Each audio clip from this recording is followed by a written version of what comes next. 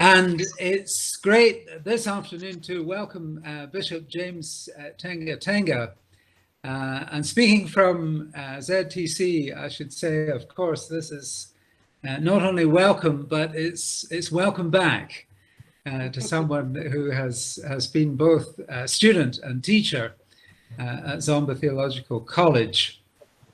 And I know that James is really looking forward to being back in the familiar environment, and it's such a disappointment that we're not able to have you in Zomba, but we're grateful for what we do have, and the possibility that you can be virtually in Zomba. Many of us, I think, may not need much introduction to Bishop James. After his time of teaching at Zomba Theological College, he continued his academic career at Chancellor College, and then for many years the Anglican Bishop of Southern Malawi, and for much of that time also chairing the Anglican Consultative Council. So having a very international role, and perhaps that combination of being deeply involved in the Malawi context, and at the same time with the issues of global Anglicanism, it has prepared him well for his current role as the Professor of Global Anglicanism at the School of Theology at the University of the South at Sewanee in Tennessee in the USA. But meanwhile, even as James has had very international involvement, he's continued to play a big part in theological education in Malawi, especially through his writings, and notably the book Church, State and Society in Malawi, the Anglican Case, which I still see many people using and quoting in their work here. So really a great pleasure to have Bishop James amongst us. And there's a very interesting timing to this particular seminar, because if I've worked out my time zones correctly, I think while James is speaking, it may be that President Trump is leaving Washington for the last time as president. And I'm not suggesting this is cause and effect, but it is a remarkable piece of timing for someone who is coming to ask us the question, what's wrong with the right? And I think it's a title that has caught our imagination. And we're going to do our usual thing. We'll have half an hour or so for Bishop James to speak to us, and then we'll open the floor to bring our responses, questions, and comments, and we'll try and be finishing by around 3:30 or so Malawi time. So James, over to you, and welcome. Well, yeah, greetings from Chileka, Blantyre. And if you hear the chickens outside and some rain, well, it's the way it is. It's nice to see everyone. I know Jennifer, my partner in crime, and Sopola, owe him a lot. I still have to pay, and well, Gertrude would go a long way. When I was a junior, she was a senior in seminary, and everybody else, my colleagues and all. So it is an honor. It's one of those things when a friend leans on you and says, "You've got to do something for me," and you have no choice but to do it. And here we are. And I try to think about what to say, and it's been hard. So you will hear my jumbled thoughts. So this is not a paper. It's more like my cloud, my tree, my whatever it is, just throwing things there about things that I want to think about and work on. So really the beginnings of a work in progress prompted by Ken. So I would like to begin with a disclaimer. Yeah, yes, one is right. So I had to do that. I had to wear my Swanee colors. It's called Swanee Casual on the mountain when we are there. That was a plug for my school. So Blair, don't complain. So let me begin with a disclaimer. When my friend Ken Ross, taking advantage of my time in Malawi, asked me to make a presentation at one of the ZTC seminars, he wondered whether I would read an article I wrote 2 years ago in a first script to John DeGruchy. I thought about that for a while and decided against it. I still felt that the theme it discusses is still relevant for Malawi and in more general terms. So I have copious excerpts from it, and you will notice them if you have read it when I start doing it. And also the first part of the title, Ken said, well, get something sexy. And I couldn't think of anything. So I had to nick something from somewhere. In some of my readings, I came across this question, what's wrong with the right? So it's not original to me. So I got it from some of my readings. And the choice of topic has been prompted by my curiosity about the absence of African voices to counter the American voices, especially United States American voices, that masquerade as African in the religious sphere. There's a kind of reticence on the part of Africans to proactively participate in the faith, social, and political arena in their own languages and on their own terms as Africans, and not as copycats of Americanisms. It is as if Africa has nothing to offer when it comes to evangelicalism.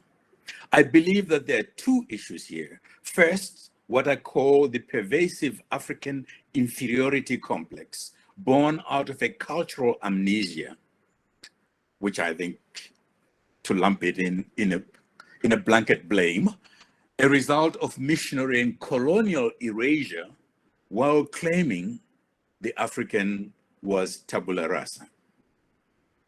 And the resultant self-hate and self-denigration in deference to the Westerner, to the Westerner's ways. Something akin to what the South Africans called bas skap. Secondly, the matter of American evangelical hegemony, which has established itself as the norm in all matters, not less of religion, theology, and worship, and dare I say even politics. The difference and acceptance of the hegemony seems to me to be based on the African's ignorance, not only of his own culture, but also of the foundation and basis of American manifestations of Christianity, and more especially American evangelicalism. In a foreword to a book by Kapsia Kauma, a very good friend of mine, I wrote some of this, and here's about a third of that foreword, quite long. Brace yourself. And I quote, "This is a contest for the African soul. For too long, we have let others define us. For too long, we have let them speak as us, while we have remained mum." Marcus Garvey said, and I quoted Marcus Garvey there, "I'm not going to encourage another man to come into my house and boss me, my wife and my children and everybody in there, but I wish him well from a distance. The fellow is my friend if he has his home. But when he comes to my home and wants to meddle into my domestic affairs, we are going to fight it out. That is the position. The other fellow wishes you well away from him. And if you're going to go into his house and rule him, you're going to be at loggerheads. He's going to hate you. And that is the situation." End quote. This is the context within which the discourse of human sexuality is happening. Kapse Kaoma is calling on Africa and Africans to remember their Ubuntu and resist being given a language with which to speak as though they have none of their own. His challenge to us is for us to regain our voice and speak as ourselves. His challenge to us is that we are falling prey to other voices as we disparage our own. We have accepted hook, line, and sinker the language and ethics attributed to us by those who have no experience of being us, and those who will exploit our amnesia to stifle our contribution to this important discourse. Granted, Africa is huge, multilingual, multi-ethnic, and thus cannot be represented by one voice. However, just like there is a Western consciousness and ethos, there is an African consciousness and ethos. This is the consciousness that harks back to the negritude movement through Marcus Garvey to the Black conscious movement of Steve Biko. This is at the heart of Thabo Mbeki's call for an African Renaissance, recalling this memory of ourselves, which remembers a future and indeed a present, where with Thabo Mbeki we can say, today it is good to be an African. And Marcus Garvey also said, remember that the Negro cannot be bought by charity alone. In fact, we want no charity. We are no beggars. We are no paupers. We are not lepers. We only want a chance.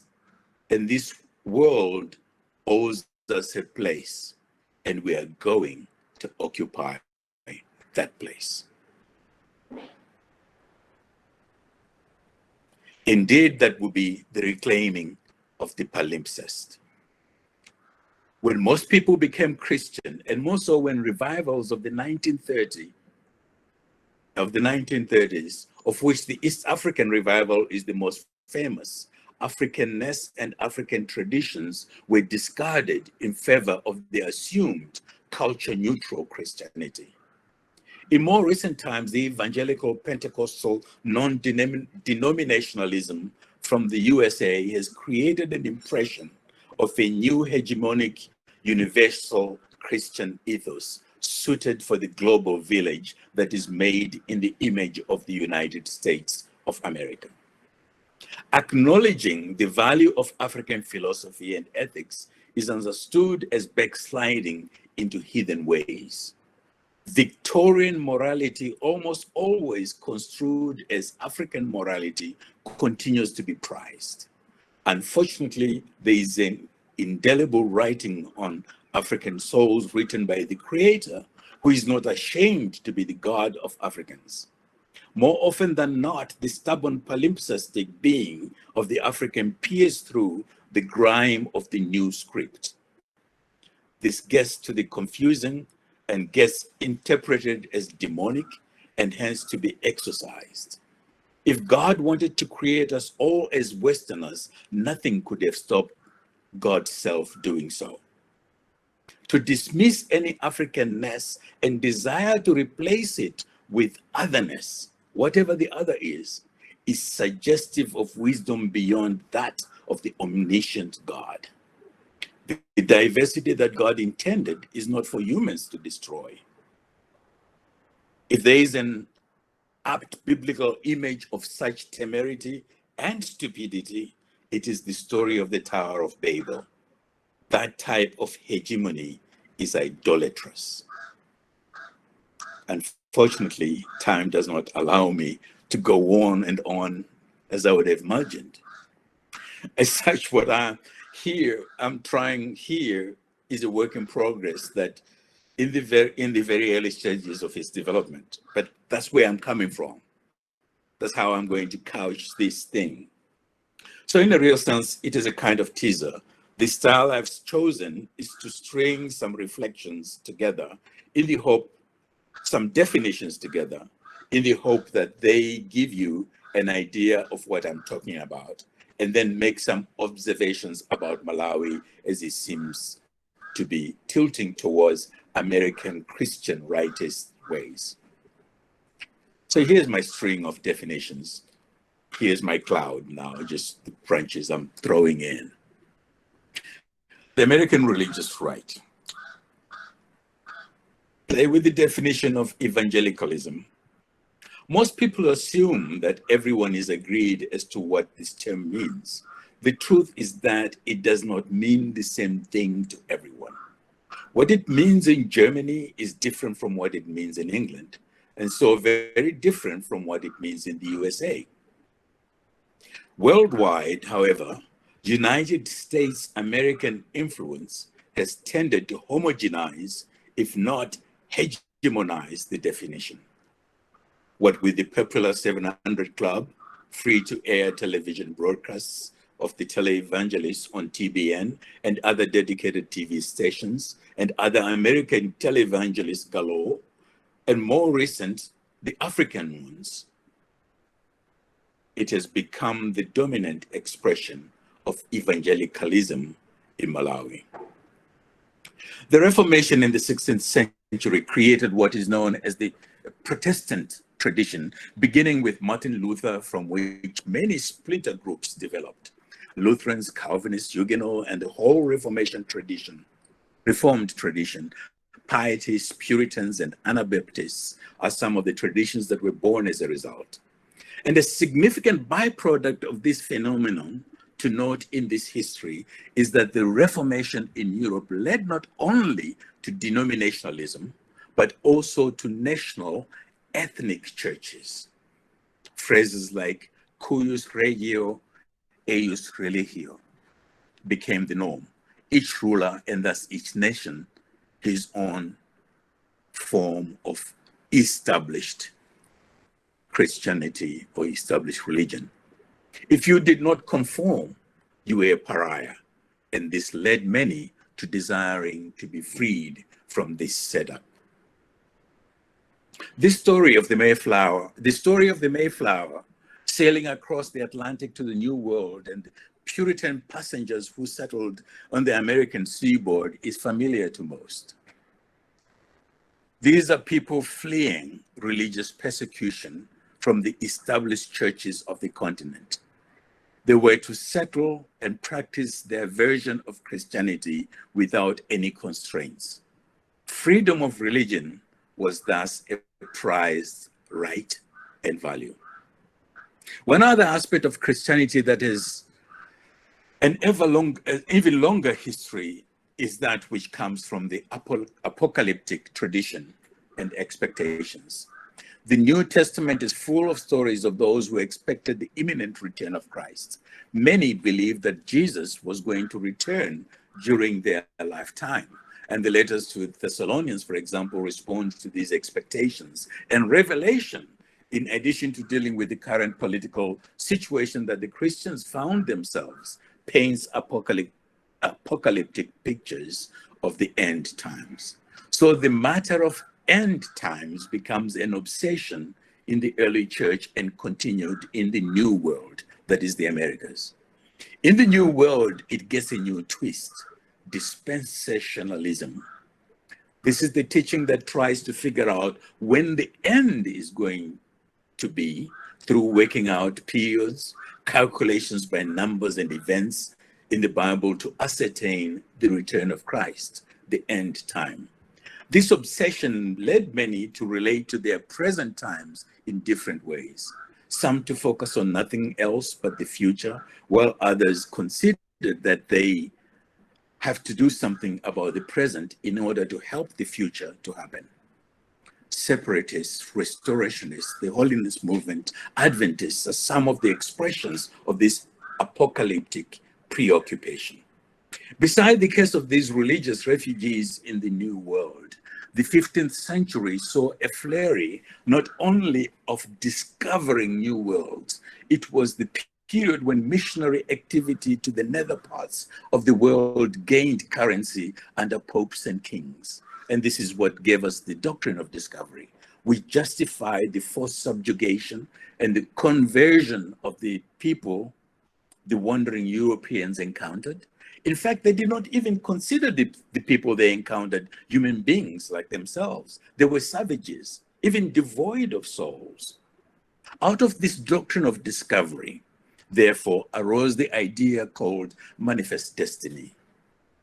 Manifest destiny says that these European explorers, conquistadores, refugees, and missionaries were destined by God to bring, usually through conquest and usurpation of power, salvation, that is Christianity, civilization, and commerce, to the benighted savages they encountered. All this justified and continues to justify race relations, hegemony, and sovereignty in the New World and the tri-continents. Thus, you have the idea of the freedom to practice the religion of one's choice, mixed with the doctrine of discovery and expressing itself in manifest destiny. Add to that the very experiment called the United States of America, established in 1776, with its constitution, which talks of we the people, meaning only those endowed with humanity, the white refugees and settlers, and of indigents and others as savages. It further enshrines the white settler's selfish life, liberty, and the pursuit of happiness.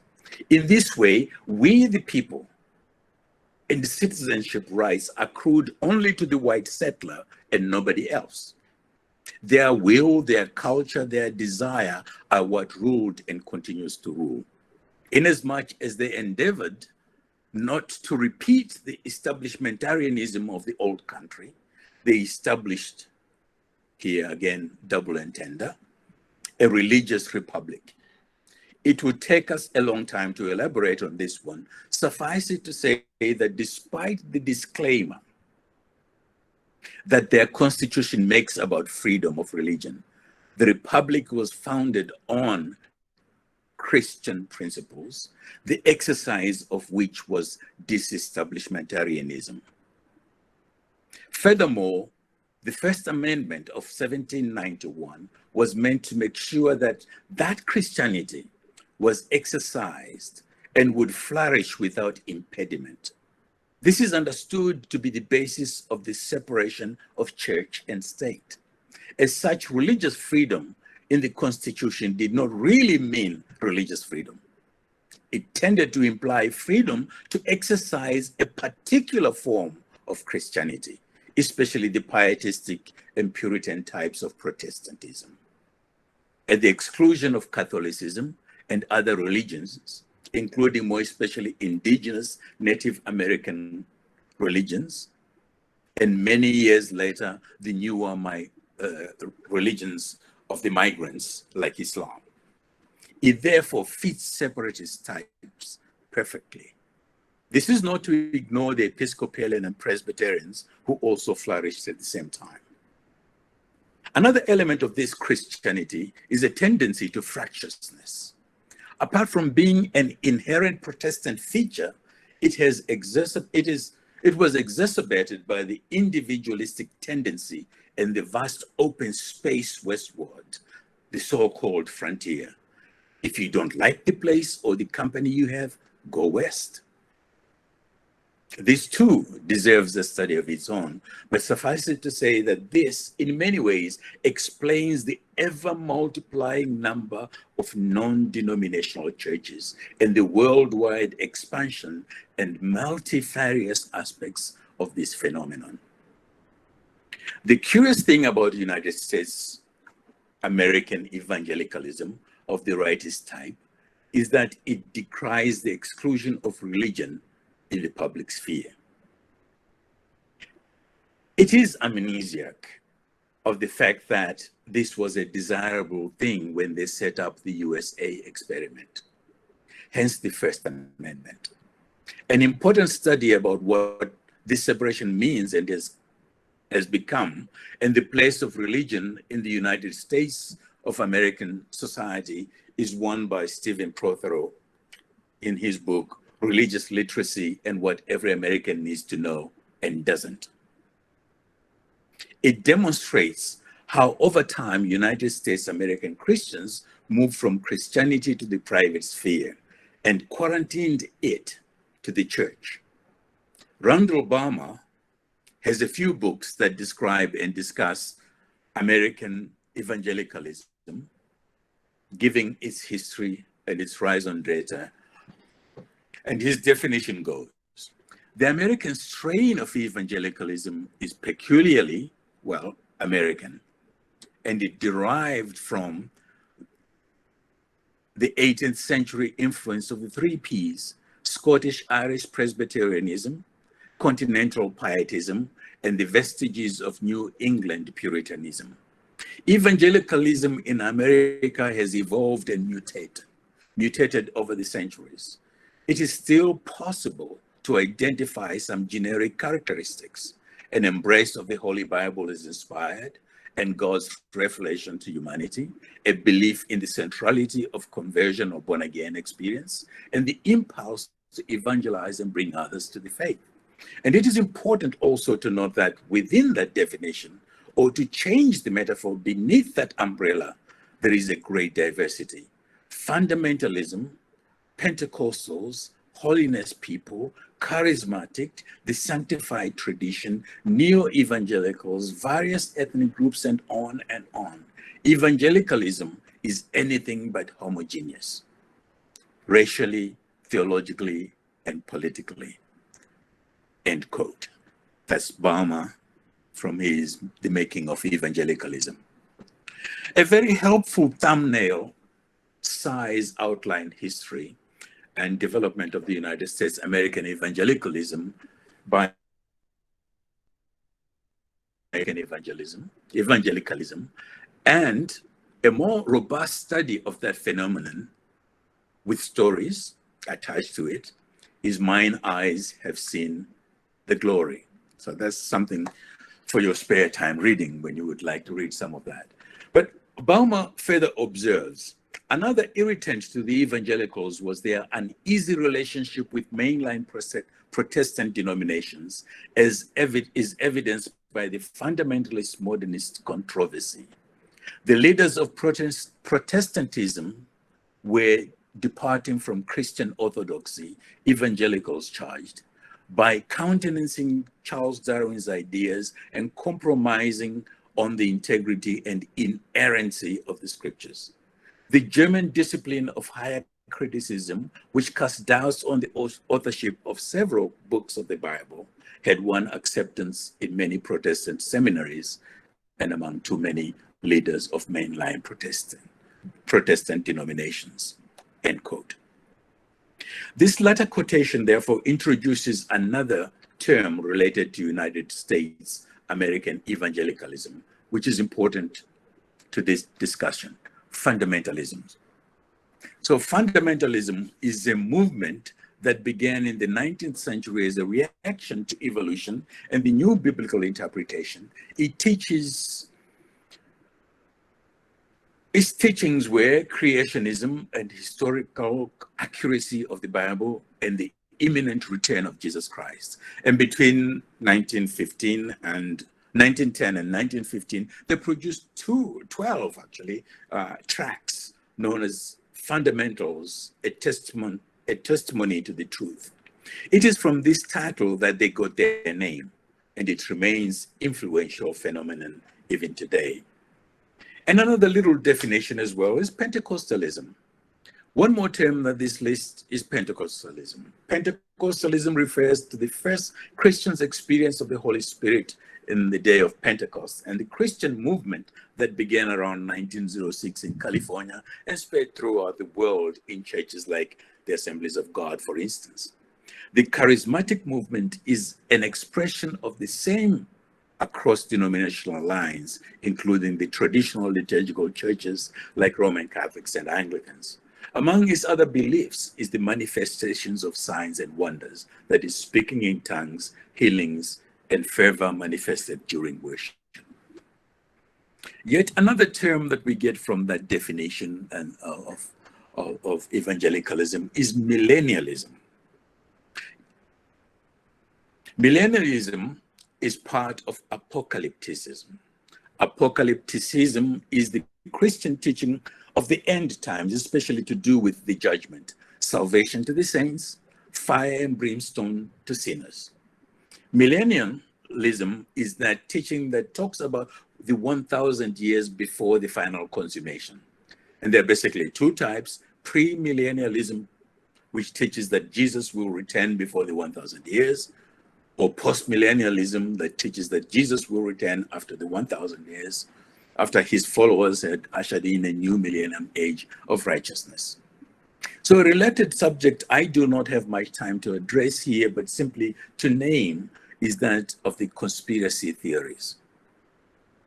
The obsession with the future, coupled with the apocalyptic millennialism and distrust of the new ideas together with suspicion of science, plays with and sometimes borders on conspiracy theories, most of which are related to the Antichrist.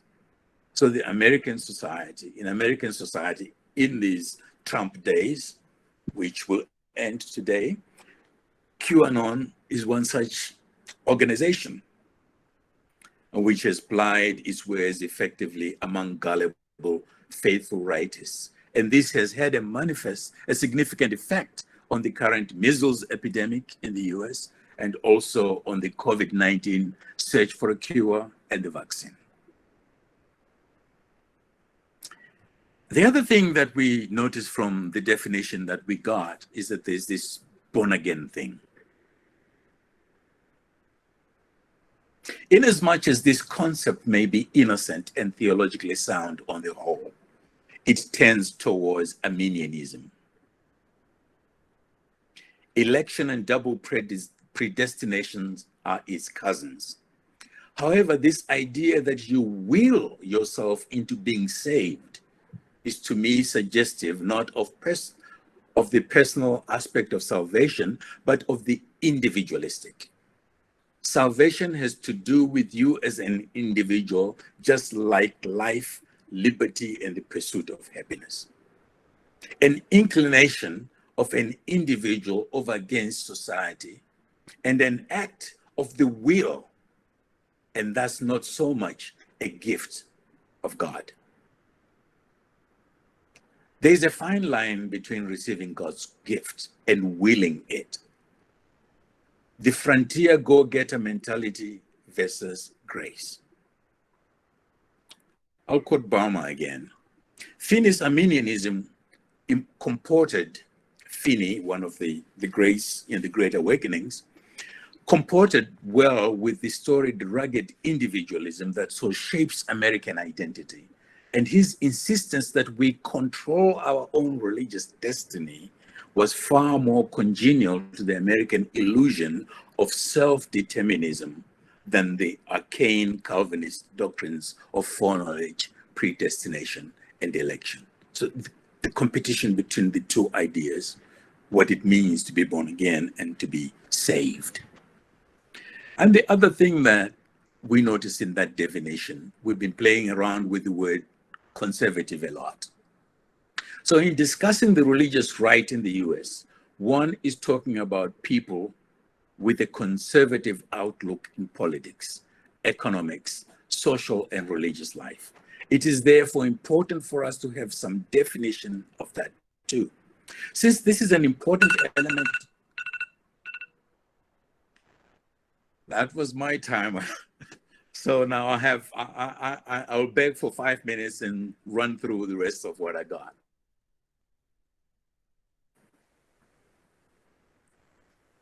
Russell Kirk, in his seminal book, The Conservative Mind, From Burke to Eliot, has a definition. He says, social conservatism is preservation of the ancient moral traditions of humanity. Conservatives respect the wisdom of their ancestors. They think society is a spiritual reality possessing an eternal life, but a delicate constitution. It cannot be scrapped and recast as if it were a machine. And he goes on to give 6 points: that belief in the transcendent order, the affection of the proliferation of variety and mystery of human existence, the conviction that civilized society requires orders and classes, so the classes of people, classist, and it is also considered the party of order. So the things about law and courts, persuasion that freedom and property are closely linked. That is, well, property is private property and not something that. So, and custom and convention and old prescriptions are checks both upon men's anarchic impulse and upon the innovator's lust for power. And recognition that change may not be salutary reform, hasty innovation may be devouring conflagration rather than a torch of progress. So that's where conservatism in that sense runs against the liberal mind and liberalism of the day. Well,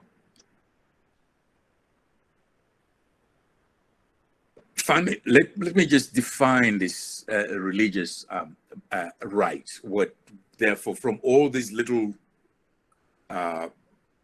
minor definitions I was playing around, coming together to what then is the American religious right. The American religious right is a coalition of politically and socially conservative evangelical and fundamentalist individuals and congregations and organizations which has, since the moral majority of the 1980s, become very politically active and highly organized with an effective lobby. It includes Roman Catholics, who are often considered non-Christians by American evangelicals, and when convenient, includes Muslims.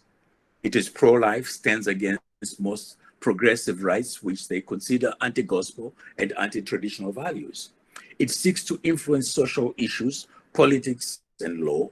It claims to want to restore religion, that is their type of Christianity, into the public sphere, in a sense of a quasi-establishment of the Christian expression, an identification or a particular party or leader, especially a conservative proclivity with the will of God, while denying the validity of other expressions of Christianity and their take on the place and role of faith in the public arena.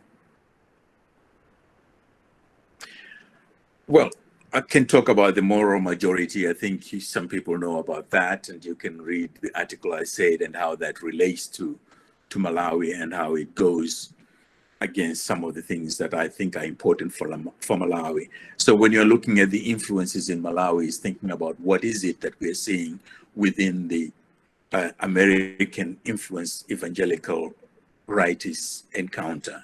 What has happened to Malawi, what is happening in Malawi, the fervor, the obsession with the end times and conspiracy theories, and the obsession with healing and wonders that you see, and conspiracy times, especially now with the pandemic, is very interesting. And what you see as you see how we have moved within our political engagement, the different fronts of demonstrations that are happening over some of minority rights, and the abortion case right now, which we are talking about in Malawi and hasn't been resolved, and how it tends towards a rightist approach rather than a rights and freedoms approach, which is very different. All that, when you see the language within which it is couched, is generally the language of the American religious right. So those are some of the things that I noticed. As I said, I'm thinking aloud here and laying a ground for the kind of work that I would like to explore some more. Thank you very much.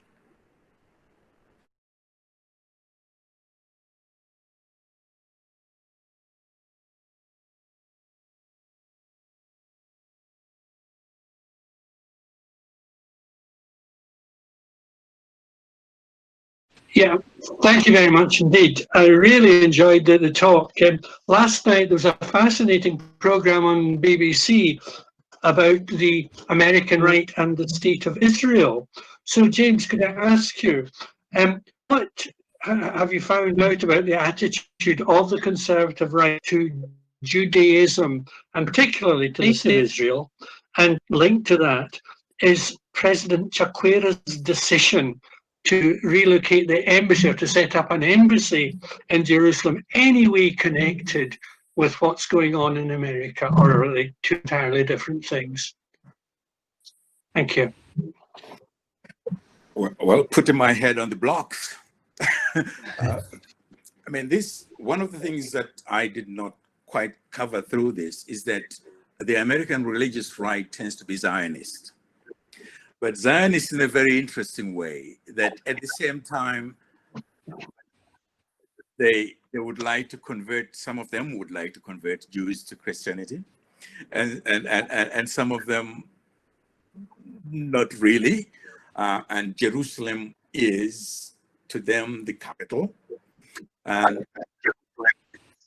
But what's interesting though is that when you actually are in the Middle East and in Jerusalem, and actually recognize that the majority of the people that are Christian in that land are Palestinian. So the ones that you are chasing, that are being chased away or have to run for refuge somewhere else. So it's fascinating that it's lost on them that the attrition of the Christians in the Middle East is related to the Israeli Zionism, which they support. And so that's quite fascinating when you think of that. And then for a country like ours to choose to enter into that, one of the reasons that also one begins to wonder how much influence is the American Christian right having in Malawi psyche, both the religious and the political, since the religious and the political sense tend to be intertwined within Malawi. That you're putting your foot right into it by making a decision that declares a Zionist side, over against the well-being of the region and of the people that are in there, and also of the majority of Christians that are in there. So that becomes an interesting dynamic. That is that a position that has been led by, that has been influenced by Zionism, or is it simply pragmatic politics seeking friendships with Israel? The jury is still out on that. But given the tenor of what I see as the influence of the American religious right currently in the young Christians that have now become engaged in politics, because this is one of the interesting things, most of them tend to be coming from the right side of evangelicalism, or even of Christianity in general. So how much of that is playing into the politics of Malawi that will become a pro-Zionist state, which is heavily influenced by American rightist views? Hi, James. Hi. Now, with the American situation, it seems that to me, two forces are at work: the liberal spirit force and the conservative force. And yet, when you come to Christianity in African Malawi, it seems that that's a force dichotomy. Is Christianity liberal in Malawi? Is Christianity conservative in Malawi? Have we had that choice of making the two? And if not, how come evangelicalism seems to have had an upper hand?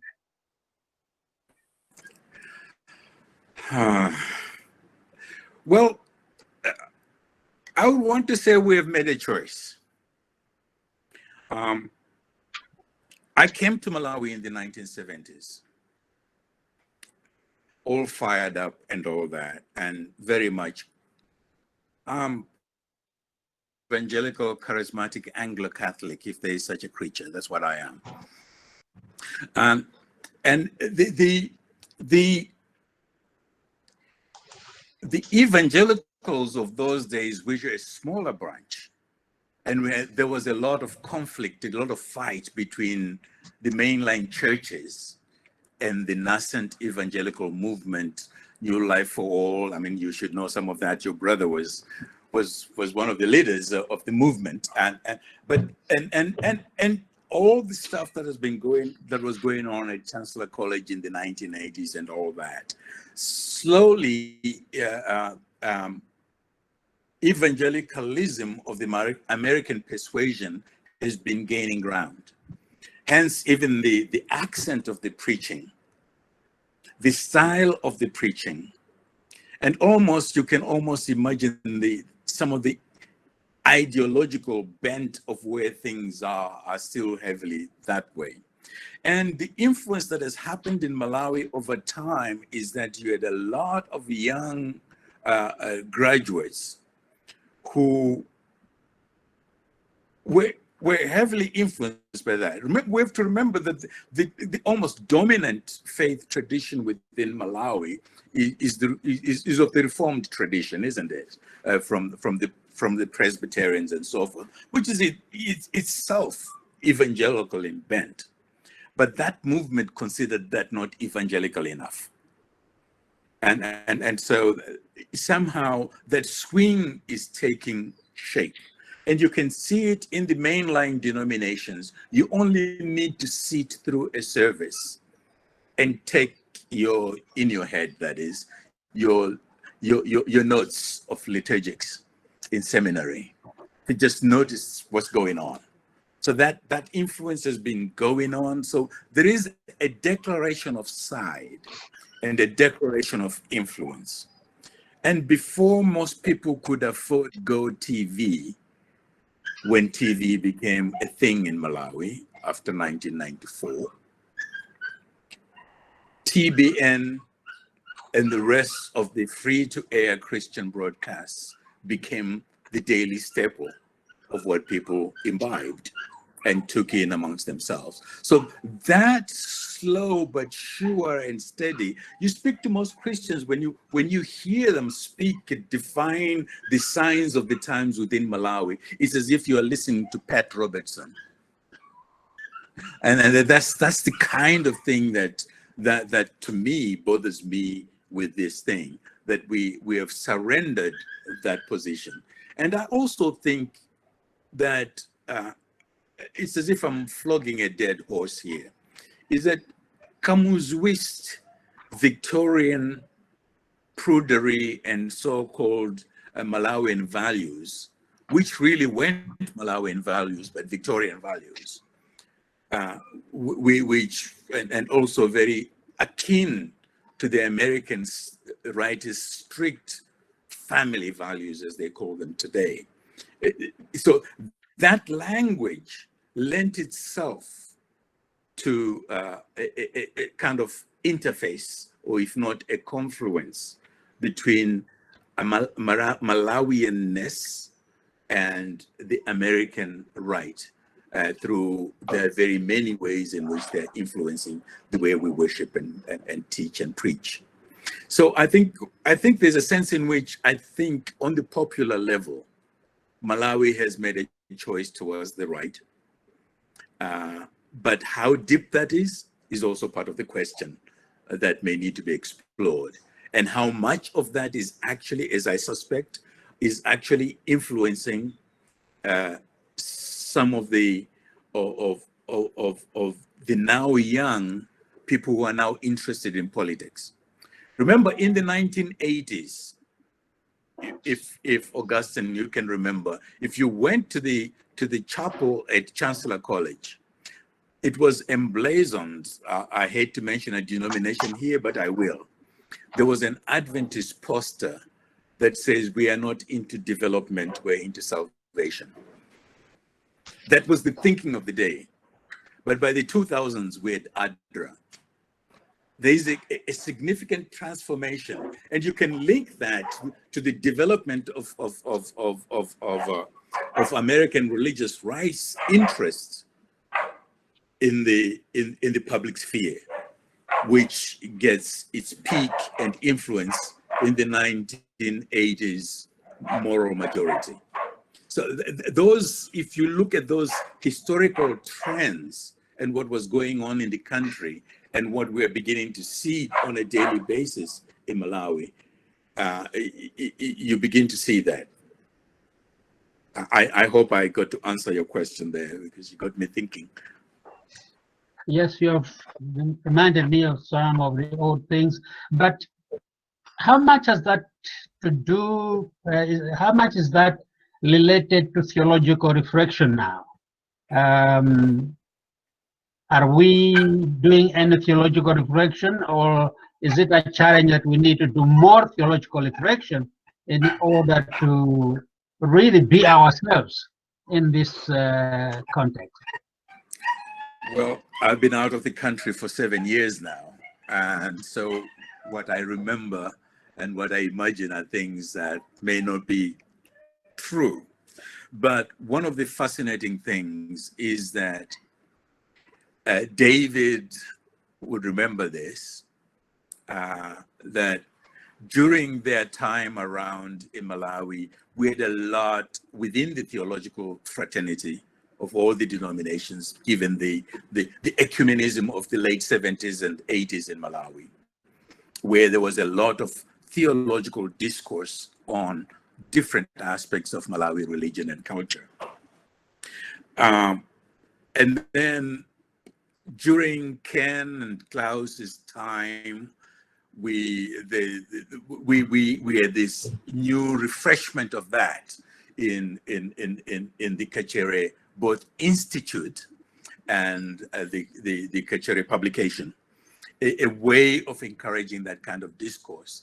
And the graduate seminars of that time also provided a reflection. And that's something that is missing. So what you end up having is you have only one side that is present, which is one of the gifts of evangelicalism, starting with the Great Awakenings, the use of popular modern media. Started with the word of mouth and the oratory of Finis and all those other guys, how they did it, and it moved this way. But the mainline churches and mainline theologians have not engaged the public at the same level as these other movements. And unfortunately, no one wants to pay for something that is mentally taxing. We always want to pay for something that is relaxing and pampering. Did I say that? Thank you. Thank you. Morning, Dad. I remember your dad is here. Yeah, I'm just waking up, so I'll try to go easy on you. But I know you and I have had these conversations a number of times. One of the things that I'm wondering, and I think I heard it, was you sort of like talked about the continuity of of theological developments, both within the evangelical righteous, tracing it back all the way to to Manifest Destiny, coming into the Reformations. And then once you got into the Americas, there's this thread that I wonder if you could respond to. What's its current status as it relates to responding to what you noted as a situation that could become problematic, but also that requires theological reflection, which is the Marcus Garvey movement, the resistance to this from the ancient times. And I wonder if you are thinking, about this chasm that's seeming to emerge among both, within the African diaspora of people wanting to be in touch with tradition, at the same time wanting to be plugged away, free to do as they want. The short version of it, the short definition of the chasm being, I'm spiritual but not religious, and it's become a stance among young African in the diaspora of wanting to reclaim what they consider the true, authentic, whether it's in Christianity or it's in the secular space, what they consider to be an authentic African religious stance. So I'm wondering if you're thinking about that, and if you're seeing that in Malawi, or or have you had any thoughts about that at all? Yes, I've actually thought about that a lot. In fact, at one point when I was talking about evangelism some years back, and secularism, that one of the things that I believe is going to bring secularism quicker in Africa than the way it has happened in the West is this rightist evangelicalism of the United States persuasion, because it breeds cynicism, and that cynicism, and then of course, like, you link it with the diaspora, you go out there, you realize, I mean, this is not as great as it sounded, and these people are not as holy as they had sounded, and all that comes into being, and you begin to say, well, maybe all this was nonsense after all. It was simply the colonial experiment. As a post-colonialist, I would like to revolt and rebel against this. And so this is the question of, is there culture-free Christianity? Or is it possible to return to what Klaus used to call the anthropological zero for an African? And that's part of the struggle. But my fear is that with all this increased cynicism among African educated people and the desire to find something else, will eventually, because they'll find that especially when you look at the Barokole in East Africa, there is a claim to be a Christian. I'm no longer Nyankole, I'm no longer Mchiga, I'm no longer this, I'm no longer that, I'm Christian. What is that? Did God create you to be a neutral thing without anything else that identifies you according to God's design? So I think there is that, and also when you go to the West, you find the mushrooming of African churches, which is very interesting when you see an African church that has taken on its quasi-American influence and brought it into the United States, and now behaves that way in the United States. And it becomes comical in some sense, and wonder whether our children in the diaspora will think that is comical and begin to junk it as well. Well, at the same time, the regular American says, look at those strange Africans, whatever it is they're doing in there. And then when you bring the so-called African initiated churches into that, it also brings yet another, because that's another area that has not been talked about a lot. So that is still a big issue. But my belief is that it is possible to be truly African and truly Christian. And we need to strive towards that, just as it is truly possible to be truly Scottish and truly Christian. And to be able to see the critique that a culture that does not understand me tries to debunk my very being, I would resist that and want to claim my being and say my being also reflects the image of God. And it has to be brought to bear in the discourse that Christianity is about. Yeah, again, you got me on my other hobby horse. So that's what you're looking at. That what I'm looking at here is I'm fighting for the soul of the African and the soul of the African Christian to really come out and speak like an African. But as ages pass, the amnesia grows. And that's my worry. And I think theological discourse and the kinds of things that Augustine was suggesting there, that if this discourse can continue, not only in the private and in the academy, but also in the public, it can begin to cause those questions to be asked, and the reclamation and restoration of things lost to be seen. So that in the end, you can say, yes, when God said, I called my son out of Africa, it will mean something. Quoting Sindima there. For a very spirited presentation. I love the fact that you front-loaded Africa and African consciousness.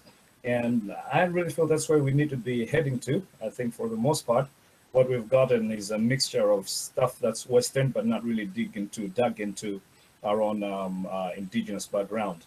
And I think for that reason too, I'll beg to differ with you about the moral majority, in the sense that I think from hearing you, I'm almost drawing affinities with Paul Gifford, who basically says that, Pentecostalism today is really a child of, the American right, and, connects that to Reinhard Bonnke and all those people like that.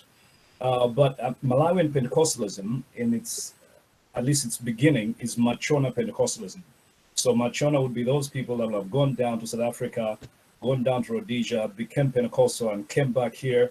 And because after Chilembwe, they couldn't register a church because they needed to have a white guy around them. So they connected with the Assemblies of God and whoever, and that's how they came in. But they were basically rural entities, and they were operating from the rural areas until in the 70s, and I'm happy that you are a part of that revival, 70s and late 60s, that there was that revival. And that revival was a homegrown revival. It was New Life for All.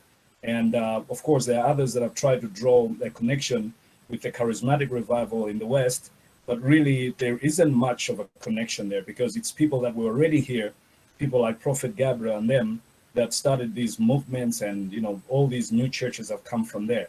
And so I think maybe, in my opinion, the better explanation could be we're living in a globalized world where people, interact with each other, where there's God TV, there's TBN, and all those people. And so that, Malawian neo-charismatics, neo-Pentecostals have gotten that connection and see affinities there. But I think at the very same time, there's a movement toward the Bushiri type of Pentecostalism, which actually is more African, indigenous Pentecostalism, right? And so I think, yeah, the West, the Western moral majority has some sway, but I think to a large extent it's moving on away. And in a situation like we have right now with COVID, people are really searching for answers. And so if QAnon or whatever conspiracy theorist comes up with an answer or a seeming answer, people will jump to that. And then obviously healing is also a big thing in African traditional religion, and so there's also gravitation towards that. But what I'm seeing more of a movement towards, the healing prophetic type of Christianity, as opposed to, the evangelical type, as in holding on to the Bible, but rather looking to prophecies and healings and stuff like that. Yeah, that's my point. Well, yeah, I think there's a sense in which we are not very different at all, because I'm not throwing rocks at the evangelical movement, nor even the Pentecostal movement. What I'm looking at is, what is the influence? What do I see as the influences that are coming from the American religious right into the movements that are in here? And where we're in agreement, but I also want to differ slightly, is the homegrown Machona thing. And when you look at those, even those sort of Machona things, they are Machona things. It is the church that was brought to the place where my people chonad by somebody else, just like Anglicans were brought here by the English. So the influence is still there. But what I think is something that we need to analyze is, because of American superiority, United States American, I usually want to qualify that. United States American superiority complex. Yes, the Canadian is happy.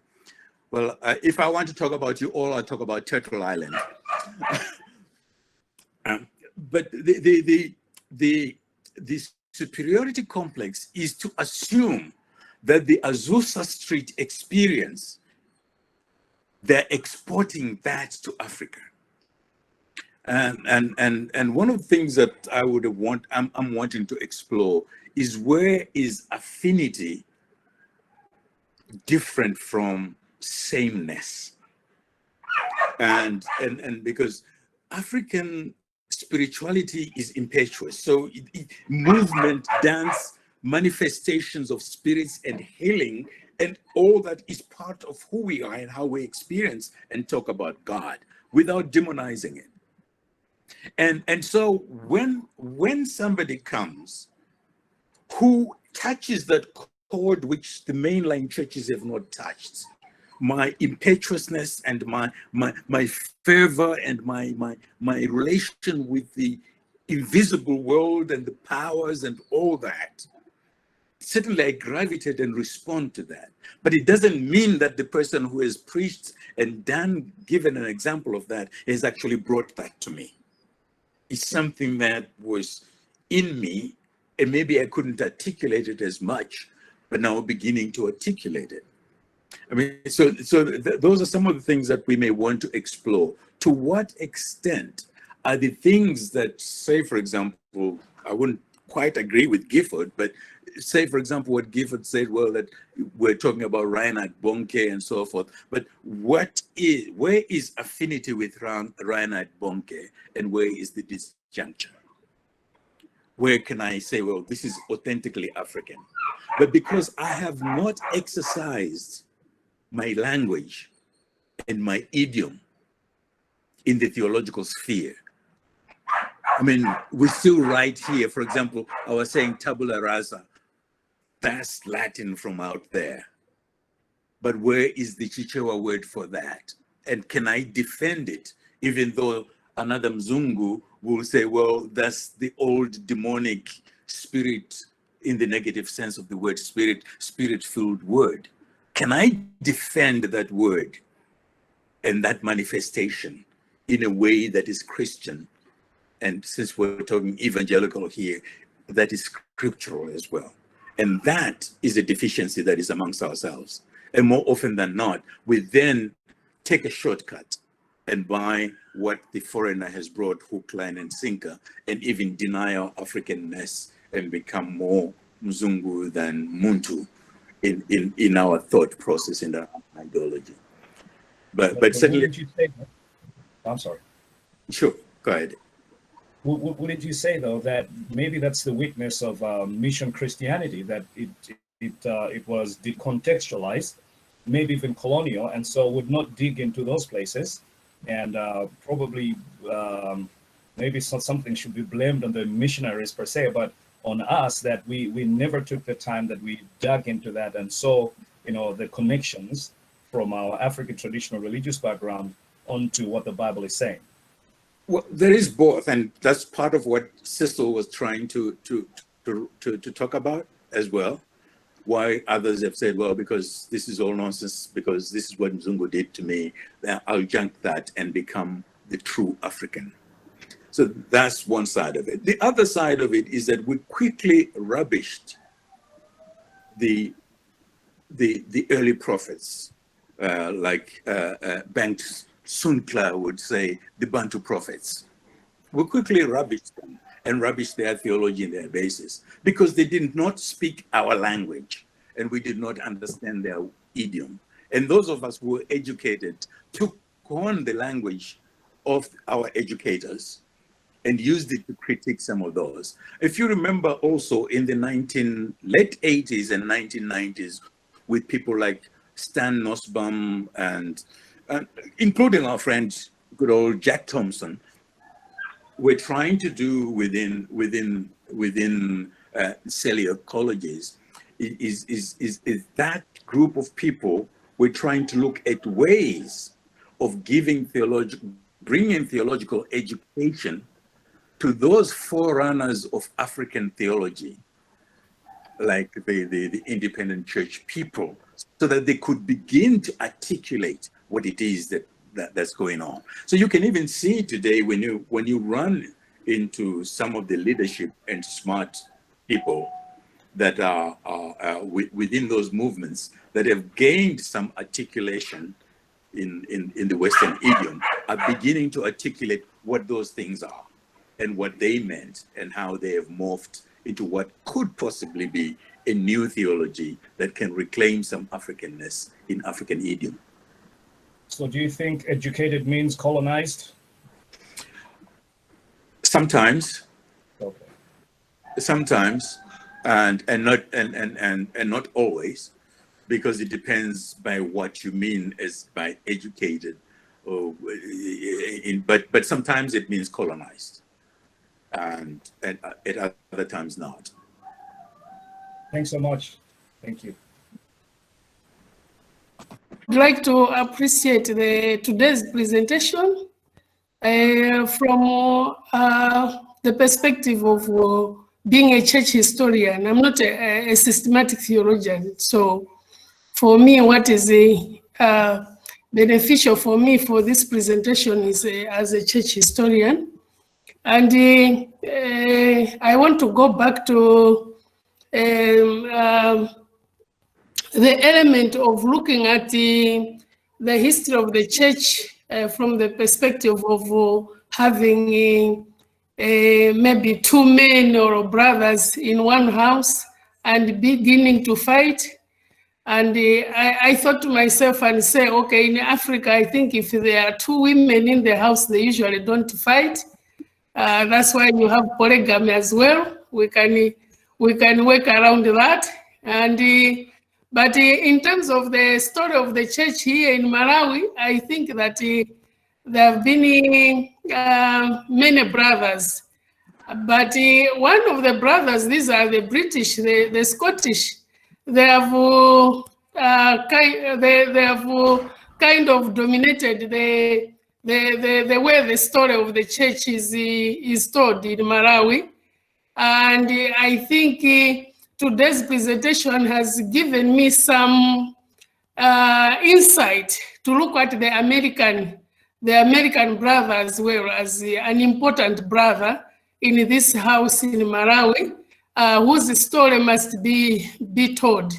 And I think even in the recent story of the church in Malawi, what I see is that the other brother, the American brother, is not very prominent. He is only mentioned in terms of what this brother has done, but not really about who he really is. So I think you have really opened up our mind that we should not only focus on the story told from the big brother who is connected to David Livingstone, but also the other brothers like the American brothers and also the German brothers and Canadian brothers in terms of what they have achieved here in Malawi. Thank you. Welcome. Right now, but it reminds me that there is another side to this whole question, because we have been looking at it, as it were, from inside Christianity and asking what's happening within Christianity. But when it comes to the right, the other side of it is the political exercise of power and the whole dimension of religion and power. And again, just to make it very brief, Trump and his ilk with their rightist drive for power, they must really rub their hands when they see this religiously motivated constituency that they can readily exploit by adopting certain postures that they can gain the electoral support that wins power, and then they pursue their own agenda. And I'm just asking, what lessons are there for Malawi, and especially, I mean, you've been a close observer of Malawi politicians as well as religious leaders.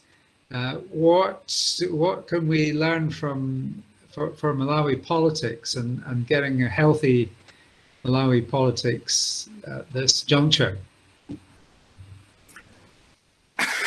That will call for a long answer, but I'll answer it with another quote from Randall Balmer. You can tell he's my friend, so I'm quoting him left, right, and center. So he says, "But we who aspire to be the followers of Jesus must never confuse political access with prophetic witness. That will be my short answer for now.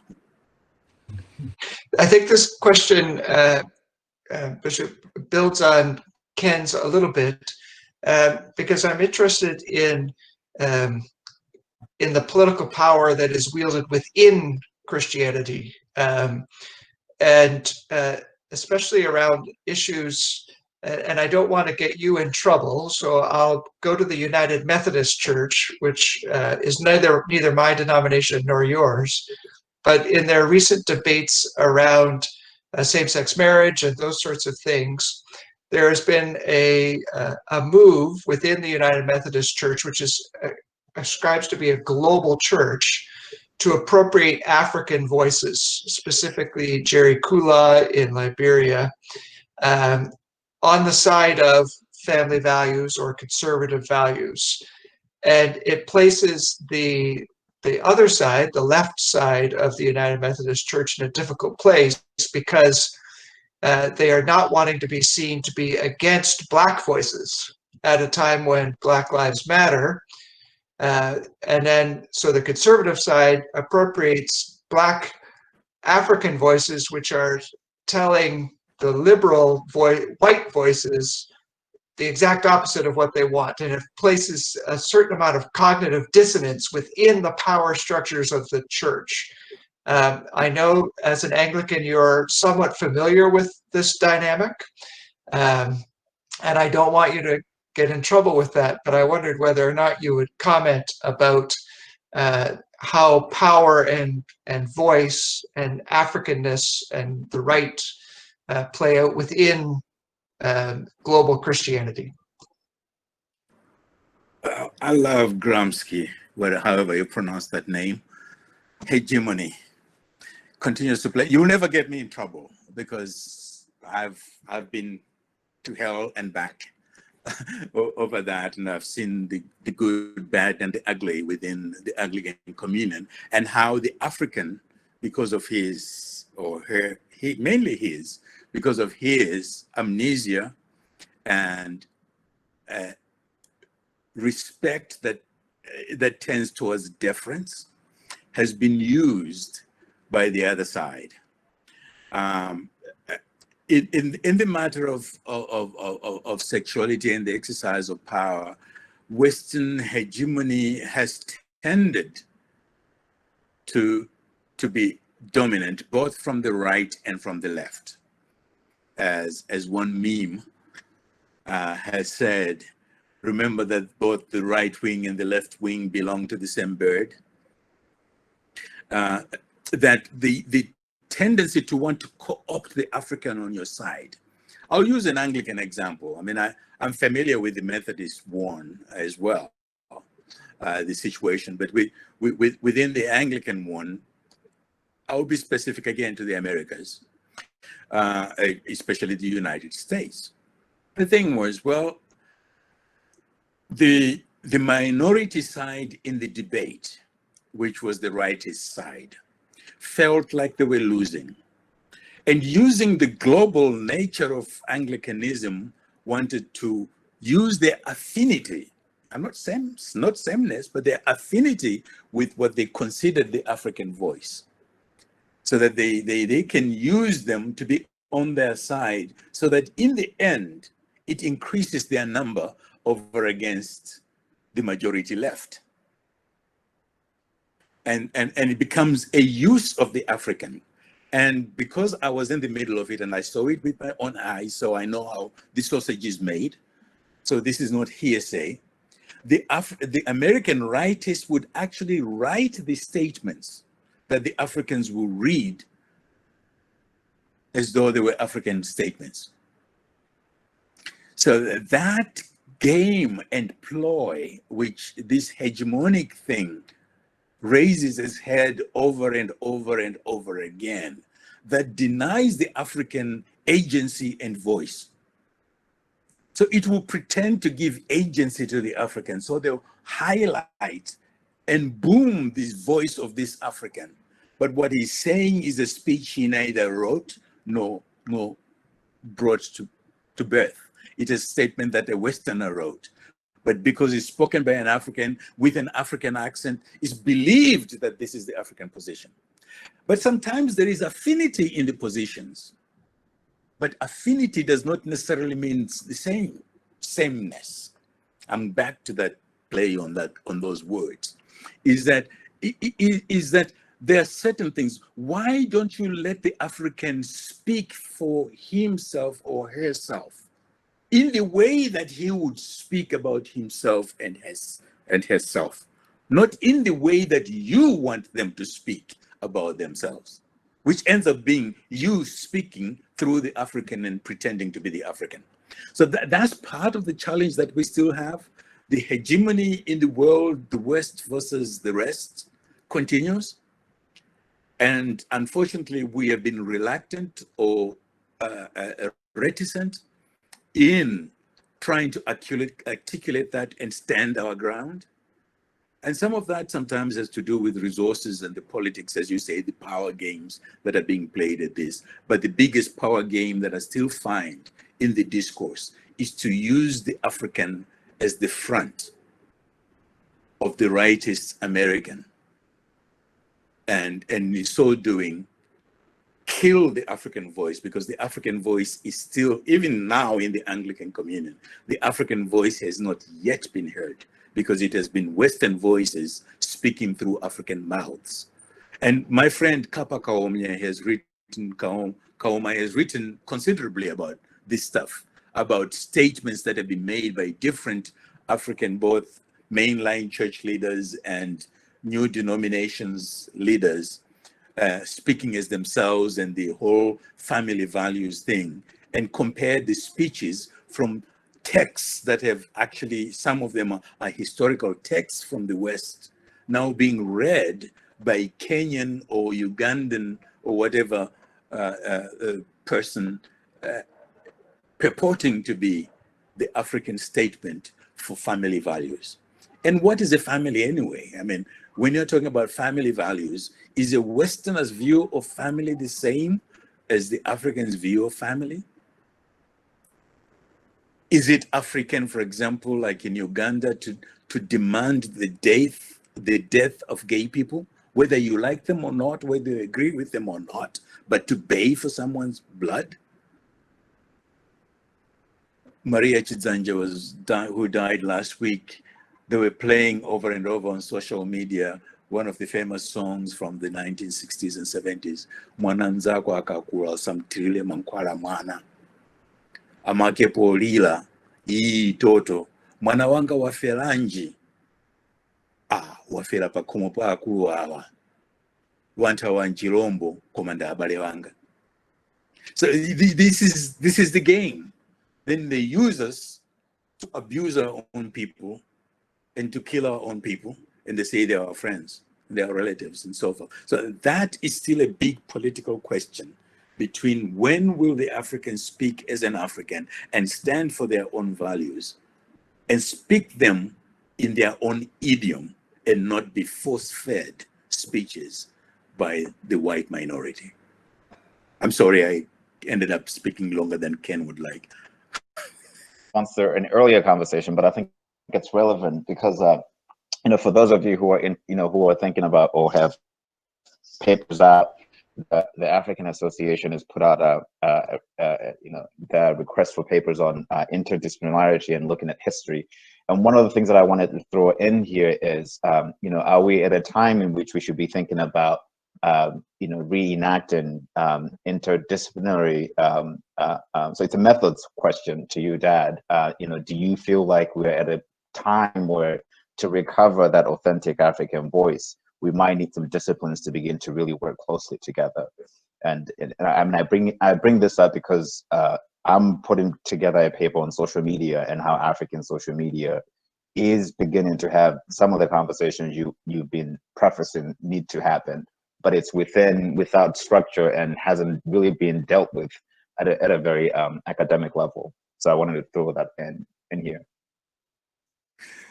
Well, yeah, I mean, that has been, I mean, Klaus and Ken can vouch, and I think Gertrude to some extent. since she disappeared into the church world for a while before she went back into academia. You can remember with the whole concept of the Kachere Institute and the Kachere publications was the whole interdisciplinary, whole culture question, which is interdisciplinary by its nature, to be raised in this matter. So that's quite an important question that needs raising and to be done. And I think I still, from my student days and my teaching days, the other deficiency I've seen in theological training, because most of our theologians, at least in Malawi, were basically not just being trained as theologians, they were being trained as abusas. And that sometimes affects the way you theologize because of the obedience. You could even hear the disclaimer that Blair was making, I don't want to get you into trouble. It's that kind of language that there was this care in trying to teach certain subjects. And one of the subjects that I still believe has not been taught properly is African traditional religions. And that what has happened generally is a quick saying, well, this is what it is, but you know what? This is the Christian position. Well, look at the phenomenon, for God's sake, before you can even begin to critique it. Because most people are afraid that they will be seen to be bending towards their traditional ways and so forth. So there's pussyfooting over that one. So as part of that, as much as interdisciplinary stuff is concerned, is significant and important and has to be done. But even the very basics, and unfortunately, the sexy child of the 1980s and 90s became South Africa. And South Africa went to what was classed as Black theology, as in liberation theology in the African context. And for the most part, rubbished what was then known as African theology, which we had to deal with that. So you only as settlers, which we haven't replaced, by the way, with them dying one after the other in the last few years, who meant and said, like I was quoting, to say it is good to be African and own that and deal with that. And then when you employ multidisciplinary, our poets, our literature guys, our scientists, and we can then begin to have a true discourse. But as long as our Africanness is not being acknowledged and worked on dispassionately and without quickly Christianizing it, we may still be very far from where we need to be.